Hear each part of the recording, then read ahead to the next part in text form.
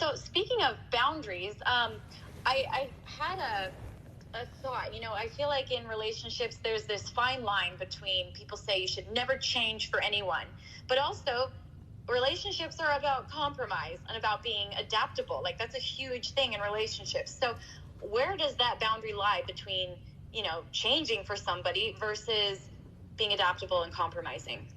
I feel like that idea that you should never change for anyone is a recipe for being an asshole. Right? I mean, Yeah. I feel like it's, it's where the change comes from. Is it that we change for someone out of fear and out of a place of, essentially constantly moving our boundaries and lowering our standards because we think that in order to keep someone, we have to keep letting them get away with more and more and more.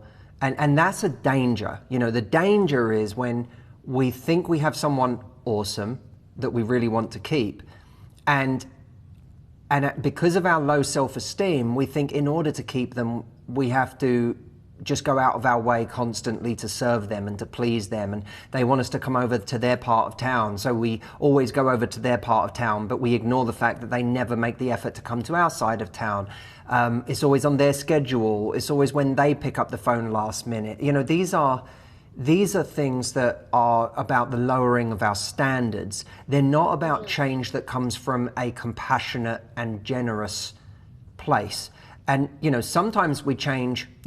I suppose there's a couple of different types of change. There's the change that we make because we actually, someone alerts us to something about ourselves that we think, you know what, with some outside perspective, I've come to realize that part of me does need changing, or that I would actually be a more powerful person or a better person if I change that. And there are people that come along in our lives to help show us our blind spots. And I think that's one of the beautiful things about our relationships is that we find the right relationship and it actually raises our game. We change for the better because of that person.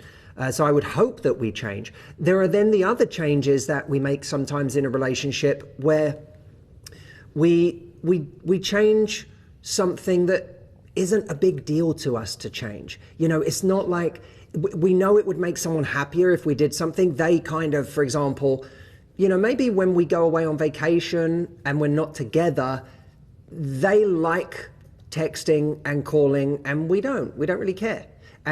We can happily go a week without needing that constant contact, but that person really, really values it. And so, there's some kind of a compromise where you say, well, I'm going to shoot that person a few texts each day just to let them know that I'm thinking of them because it's deeply important to them, because it matters to them, and this relationship matters to me, and therefore what matters to them should matter to me. That's not a change that makes us, it's not like we're sacrificing ourselves for that. It's just something we know the other person would like. So I think that those kinds of changes, the ones that make us better and the ones that are just generous, acts of generosity towards somebody else, that's a positive way to change. The negative way to change is if we're either doing it out of fear or a desire to be a people pleaser, or if changing something genuinely means amputating some crucial and important part of our personality or value system.